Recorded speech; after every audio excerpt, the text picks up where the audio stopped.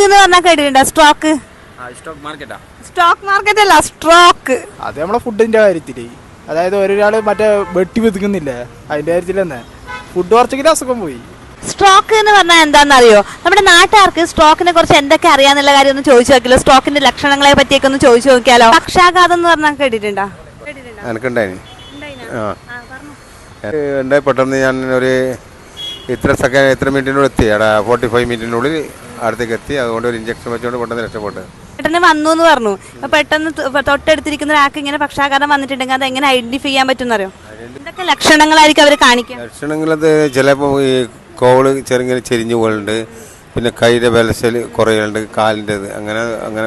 അത് പെട്ടെന്ന് 2-3 മണിക്കൂർ കഴിഞ്ഞാൽ പിന്നെ അത് നേരെ ഇതുവരെ 2-3 ആൾക്കാരെ കണ്ടു, നേരെ ഇത് കണ്ടിട്ടില്ല. ടൈം ഭയങ്കര ഇമ്പോർട്ടന്റ് ആണ് സ്ട്രോക്കിന്റെ കേസിൽ. അവരാ ഇതുകൊണ്ട് ഒരു സൈഡിൽ തളരുകയോ ആ സമയത്ത് പ്രകടിപ്പിക്കുന്ന ആ ഒരു വികാരം കൊണ്ട് നമുക്കത് മനസ്സിലാക്കാം.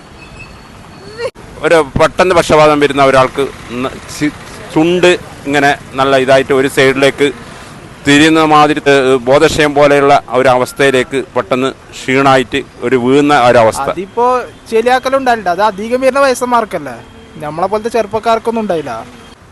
അത് നമ്മളെ ഫുഡിന്റെ കാര്യത്തില്, അതായത് ഒരാള് മറ്റേ വെട്ടി വെതുക്കുന്നില്ലേ, അതിന്റെ കാര്യത്തിൽ തന്നെ ഫുഡ് കുറച്ചെങ്കിലും അസുഖം പോയി. തളർന്നു പോവുക. നമ്മൾ എന്തെങ്കിലും ചെയ്തുകൊണ്ട് നിൽക്കുമ്പോൾ നമുക്ക് എന്ന് പറഞ്ഞെങ്കിൽ ഹൈ പ്രഷർ, നമുക്ക് ആ ബോഡി ഹൈ പ്രഷറിൽ നമ്മളെ ഒരു ശേഷിക്കുറവ് നമുക്കൊന്നും. പക്ഷേ ഒരു ഭാഗം തളരുന്നതാണ്.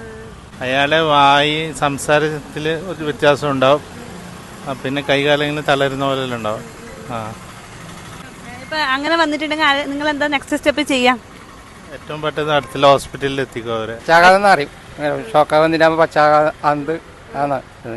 സ്ട്രോക്ക് എന്ന് പറഞ്ഞിട്ടുണ്ടെങ്കിൽ നമ്മളെ അറ്റാക്ക് എല്ലാം വരില്ല. അതുപോലെ തന്നെ ബ്രെയിനിലെ ബ്ലഡ് വെസൽ ബ്ലോക്ക് ആവുകയോ രക്തക്കൊഴൽ പൊട്ടുകയോ ചെയ്യുമ്പോഴാണ് ഈ സ്ട്രോക്ക് പക്ഷാഘാതം എന്ന് പറഞ്ഞ സംഭവം ഉണ്ടാകുന്നത്.